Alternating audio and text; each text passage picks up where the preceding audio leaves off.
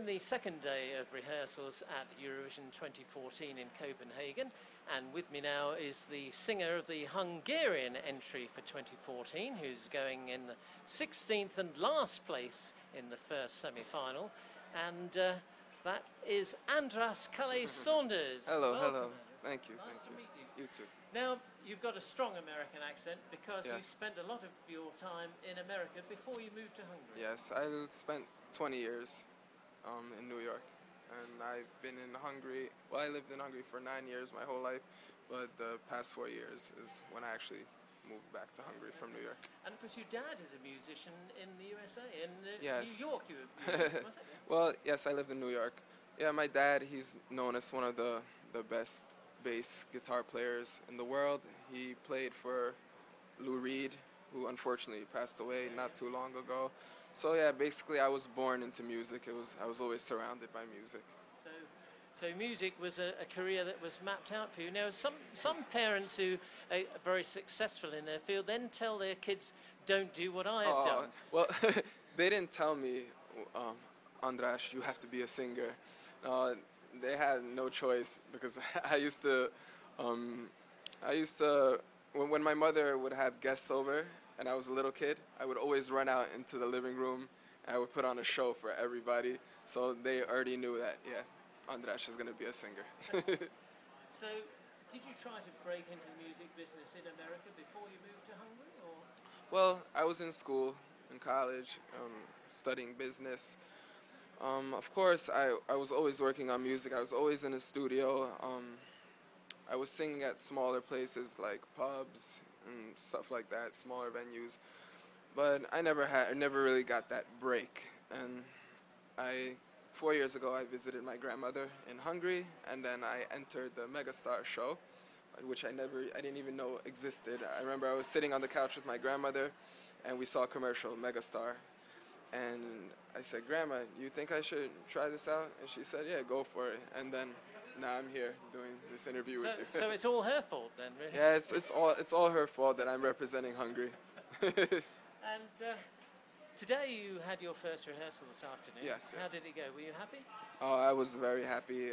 I've never stood on a stage this big in my life. It does look pretty massive. It's amazing. The lighting, the sound, everything is just, it's amazing. What did you think when you watched your performance back on the monitors afterwards? I liked it. We still added a few changes, some camera angles and stuff like that. That's what rehearsals are for, of course. But overall, the sound, the picture, it was very good. Your song, of course, tackles a very difficult subject. Yes. And how do you balance the subject matter with having a song in the Eurovision Song Contest? Well, it's not a typical Eurovision type of song, if there is one. But yeah, it's not about love and heartbreak and stuff like that. It's about a serious topic, which is child abuse, domestic violence. The great thing about music is that there are no rules and boundaries. We can sing about whatever we feel like, express ourselves however. So I don't think it's a problem that I decided to sing about this topic. And unfortunately, it is something that happens all across the world every day. So. And there was a personal involvement from a friend of yours. Yes. Throughout my life, I have came across several people, including a friend of mine from my childhood, that have unfortunately experienced this growing up.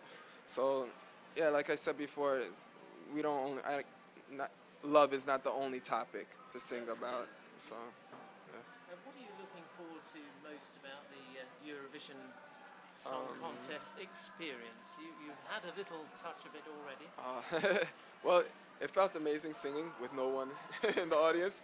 Now I want to. There's just some cardboard people in front of you. Yeah. They were very nice to me though. They were always smiling, so they might actually be there for the first semifinal. No, I just want to experience that feeling of when I'm singing. I see the people in front of me. I want to feel the energy from the crowd. Hopefully, they will be cheering at the end of the song. I don't know. I just want to experience this. It'll be amazing, I'm sure. made a big breakthrough in the music industry in Hungary with #1 records or hit records. Do you think that's something you could have done if you'd stayed in America or not? Well, the thing is that I would have never given up in America. I would have kept trying. I would have made an album and then shown it to record labels across New York. That was my next step before coming here. But I feel like there's nobody that can stop me from achieving anything in this world. Only I can stop myself. I am my biggest enemy. So I feel there's nothing that I cannot do. Well, I don't think you've got many enemies here, Andras. You're making lots of friends, and hopefully that means there'll be lots of votes when the semi-final takes place later in the week. It's been a great pleasure to talk to you. You too. We wish you all the very best. Thank you very much. And we'll see you again, hopefully, in the final. I hope so. I hope so. Thanks very much indeed. Thank you. Thank you.